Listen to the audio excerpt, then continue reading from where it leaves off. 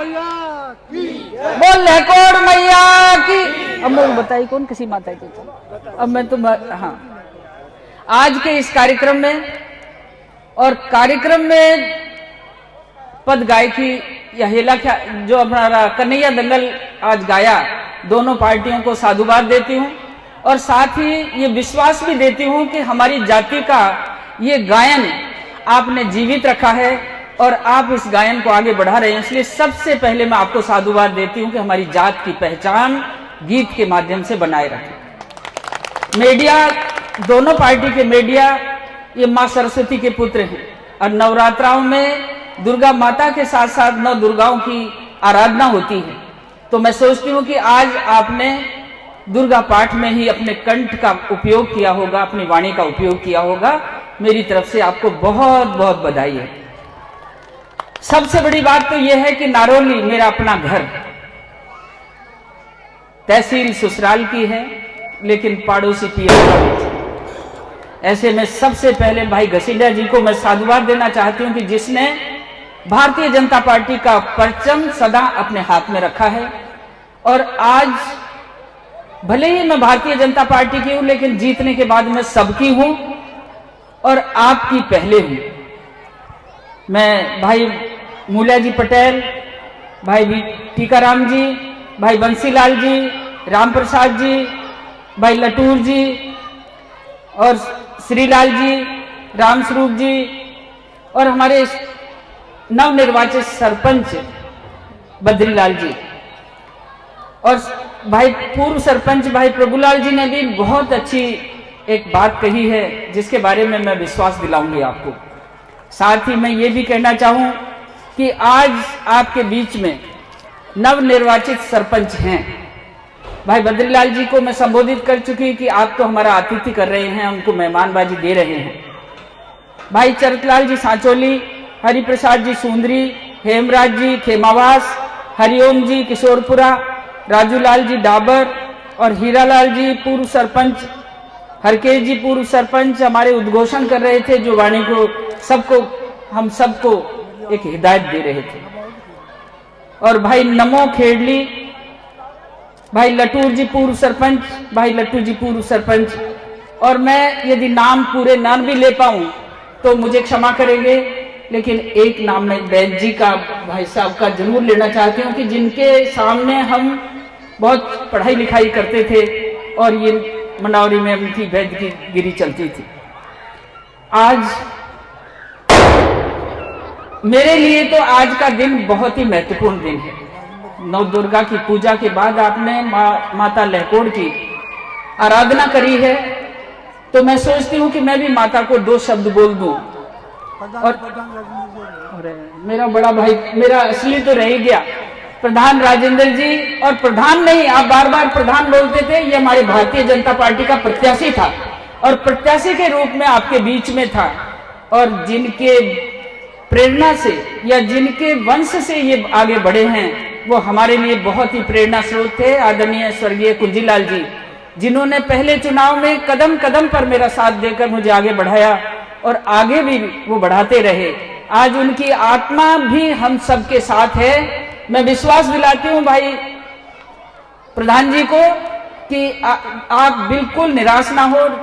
आपकी वाणी के माध्यम से जो विकास की बात आपने रखी है, मैं भी उसको रखना चाहूंगी, क्योंकि आज जब हम सवाई माधोपुर से बाटोदा होते हुए आए तो मैंने एक दूसरा रास्ता अपनाया, कहीं कच्चा और कहीं पक्का। राम सिंहपुरा में होकर के जब आगे बढ़े तो मुझे लगा कि बामनवास की विकास की गति इतनी धीमी कि अभी तक भी प्रधानमंत्री सड़क योजना से भी हमारे गांव नहीं जुड़े।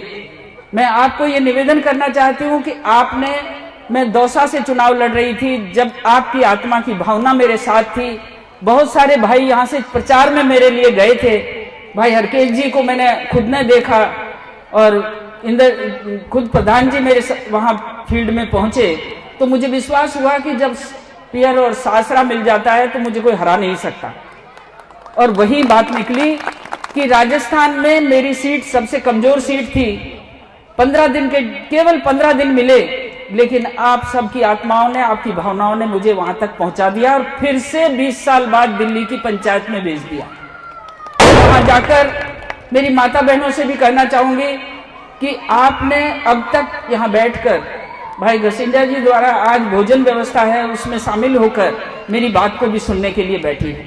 मैं ये कहना चाहूँ आप सबसे कि आप विश्वास करें, भारत की सरकार अब गांव का ही विकास करेगी और गांव की पंचायत के पास एक एक साल में 10-10 करोड़ रुपए आते हैं। अभी भी पिछली पंचायत का हिसाब लगा के देखोगे तो 8-7 करोड़ रुपए आए हैं। हर पंचायत को 8-7 करोड़ रुपए आते हैं और अब की बार 10 करोड़ से कम नहीं आएगा। गांव की गली, गांव का छोटा मोटा काम, स्कूल के भवन, ये सब पंचायतों के माध्यम से होंगे। आपने जिन पंचायतों को चुना है, जिन सरपंचों को चुना है, वो सब योग्य हैं, यशस्वी हैं, नौजवान हैं, अच्छी तरह से जानते हैं कि विकास कैसे होना है। लेकिन ये सरपंच सफल जब भी होंगे जब आप प्रधान बनाकर बैठाओगे।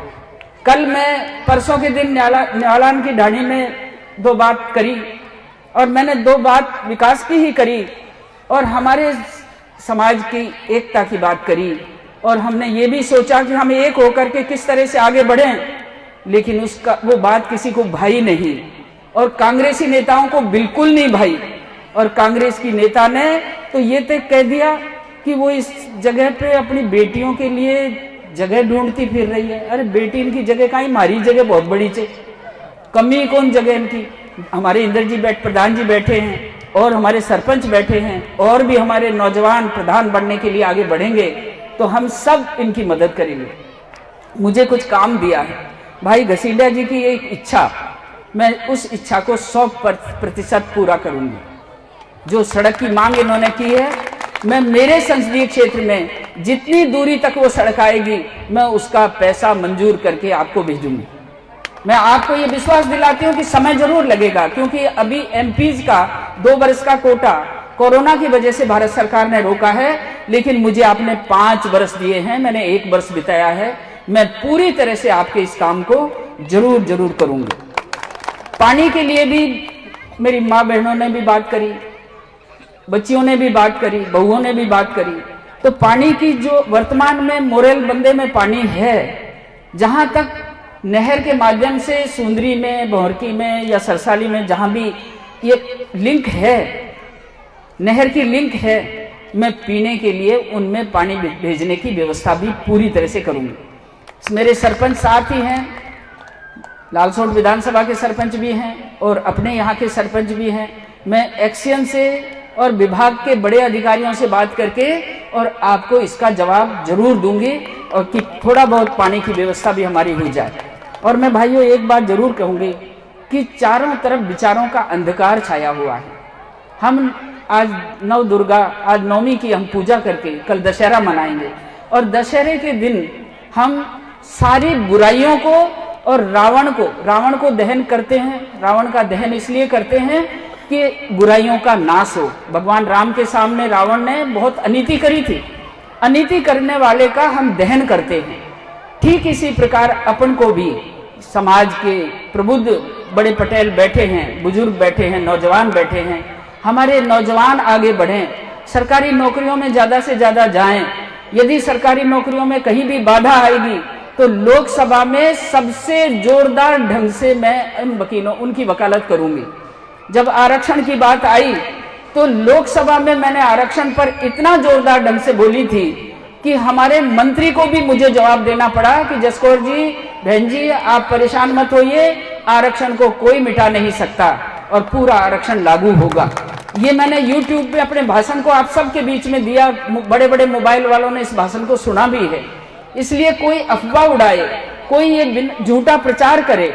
जब 2004 में चुनाव हुए तो मेरे खिलाफ एक ही बात नारा लगाया कि या तो आरक्षण बंद करा देगी या आरक्षण पर दस्तखत कर आई। भाई कोई कागज तो बता दो जी पे मैंने दस्तखत कराया, चल या साची बात तो बताओ। और जीतने वाले उस समय कांग्रेस के आपके लाडले को मैंने मेहंदीपुर बालाजी वहां ओपन 1 लाख लोगों में ये बात कही थी कि यदि आरक्षण पर दस्तखत कर दिए मैंने तो मेरा कागज लाके मुझे दे दो, मुझे 10 हाथ नीचे गड्ढे में गाड़ दो। लेकिन यदि आप झूठ बोलते हैं, झूठा प्रचार करते हैं तो आप इस गड्ढे में उतरो। तो उनके पास जवाब नहीं था। अभी भी जब 15 साल बाद दोबारा लोकसभा में गई तो मैंने अनुसूचित जनजाति के आरक्षण की जो वकालत करी है वो कोई नहीं कर सका। आपने सुना होगा, और नहीं सुना तो मैं दोबारा एक बार आपके बड़े मोबाइल पे इसको डाल दूंगी। जो 27 मिनट तक मैं वहां बोली हूं उसको आपको भेज दूंगी।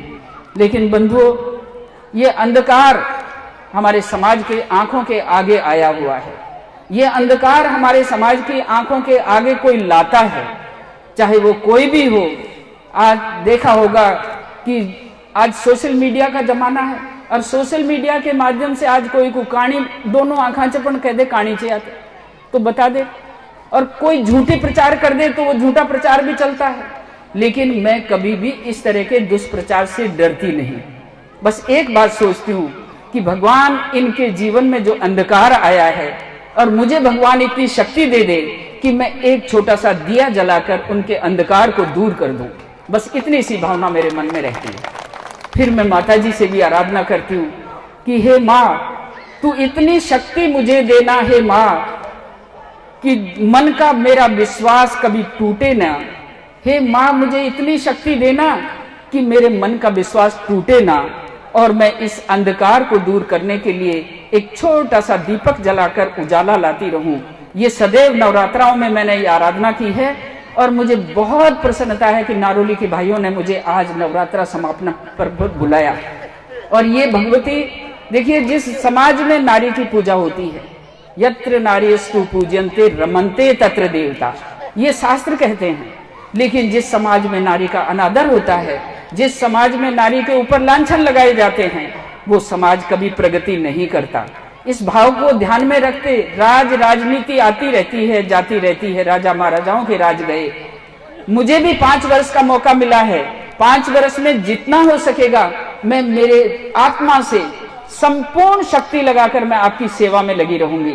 वो सेवा चाहे दौसा जिला की हो, चाहे जयपुर जिले की हो, चाहे अलवर जिले की हो, लेकिन गोडा छाती कोई नेवच। जितनी मेरे से बस होगा उतना मैं सवाई माधोपुर जिले के लिए काम करूंगी। मैं आपको विश्वास दिलाती हूँ कि आप सब मेरा भरोसा करना, मेरा विश्वास करना। और ये छोटी मोटी इधर उधर की बातों से मैं तो डरती नहीं हूँ, क्योंकि आपने इतना मजबूत करके मुझे भेजा है दिल्ली में। और मजबूत करने वाले भैरू सिंह जी, शेखावत, कुंजीलाल जी, ऐसे ऐसे नेता थे जिन्होंने मजबूती करके मुझे वहां भेजा था। तो वो मजबूती मेरे दिल और दिमाग में आज भी है। हार जाने का कोई गम किसी को नहीं होना चाहिए। आज हमारे सरपंच भी हारे होंगे, लेकिन उन हारे हुए सरपंचों को भी निवेदन करूं, जीते हुए सरपंच के साथ कंधे से कंधा मिला करके अपने गांव के विकास में जुट जाएं। हमारा एमएलए नहीं, और एमएलए नहीं, जो एमएलए बना हुआ है कांग्रेस का, वो केवल भ्रष्टाचार को जन्म देने वाला है। और हमारे योग्य, हमारे अच्छे काम करने वाले बीडीओ तक को उसने सस्पेंड करा दिया, और फिर जवाब देते हैं कि वो तो भ्रष्ट था। अरे भ्रष्ट कौन है ये तो दुनिया जानती है। आज कहां कहां दलाली है। राजेंद्र जी ने जो बात कही कि कोई डिपार्टमेंट ऐसा नहीं जिसमें एजेंट ना हो, और एजेंट केवल वसूली ना करे। लेकिन भाइयों, मोदी जी के दिमाग में एक बात थी कि जिस समय राजीव गांधी थे, उन्होंने कही कि 100 रुपया भेजते हैं हम, तो गांव वालों के पास 15 रुपए पहुंचते हैं। लेकिन मोदी ने एक बात करी, चाहे जनधन खाता हो, जनधन खाते में पूरे 500 रुपए आपके खाते में आते हैं। चाहे किसान को 6,000 रुपए, जो बात आई 2-2 हजार की 3 किस्त हर किसान के खाते में आ रही है। और इसके साथ आप देखो गैस की सब्सिडी, कभी सोची अपन ने कि गैस की सब्सिडी अपन को मिलेगी या गैस का कनेक्शन भी मिलेगा। एक एक पंचायत में 500-600 गैस कनेक्शन फ्री मिले, सिलेंडर फ्री भरे। और आज कोई ये कहे कि 1,50,000 रुपए प्रधानमंत्री आवास के भी अपने खाते में पैसा आता है। बीच के बेईमान यदि लेते हैं तो उन बेईमानों के हाथों को काटना पड़ेगा अपन को, और उन गरीबों तक उस पैसे को पहुंचाना पड़ेगा। अभी किसानों का बिल पास हुआ है। कई लोग ये कहते हैं कि ये बिल तो कांग्रेसियों ने तो ये कह दी कि ये बिल किसान का दुश्मन है। भाइयों, अपन किसानों को अपनी उपज बेचने के लिए स्वतंत्र किया है। मंडी चालू रहेगी। मंडी में जब किसान जाएगा पड़ेगा, चुंगी देनी पड़ेगी, रॉयल्टी और टैक्स देनी पड़ेगी, मोर चुगा देना पड़ेगा। 100 में से 12 रुपए, 12.5 रुपए अपन को मंडी में देने पड़ते हैं। हमारे घर के अंदर आकर व्यापारी यदि सामान खरीदता है तो पूरा पैसा अपन को मिलेगा। मंडी में यदि मंडी के व्यापारियों को बहकाया कि तुम्हारी मंडी बंद हो जाएगी, मंडी बंद ही नहीं करी। और गेहूं, सरसों, चना, मसूर, ऐसी चीजों की 20% अपने समर्थन मूल्य की खरीद को बढ़ा दिया है। अब ये तो भगवान यदि हमें मेहरबान हो, 2 छांटे पड़ जाएं तो माड़ में पैदा हो जाएगी, अन्यथा हमारे खेत सूखे पड़े हैं। ऐसी परिस्थिति में कोई हमारा रखवाला नहीं है और कांग्रेस और काल ये संग संग चलते हैं। आज तक 72 साल में पीने का पानी नहीं दे सकी जो सरकारें, और इस समय कोरोना नहीं होता तो 2003 तक नारौली में भी टोटी से नल मिलता। लेकिन अब मैं आपको विश्वास देती हूं कि 2024 तक कोशिश हमारी यह है कि हर गांव के अंदर पीने का शुद्ध पानी पहुंचे। और आप मत सोचना कि मैं दौसा चली गई तो आपको भूल गई, मैं दौसा में भी आपको याद रखकर आपके क्षेत्र के काम करती रहूंगी। आपने मेरा मान किया, सम्मान किया और मेरे साथ मेरे सब लोगों का मान सम्मान किया, उसके लिए तहे दिल से आपकी आभारी हूं और मां भगवती के चरणों में प्रणाम करते हुए अपनी वाणी को विराम देती हूं।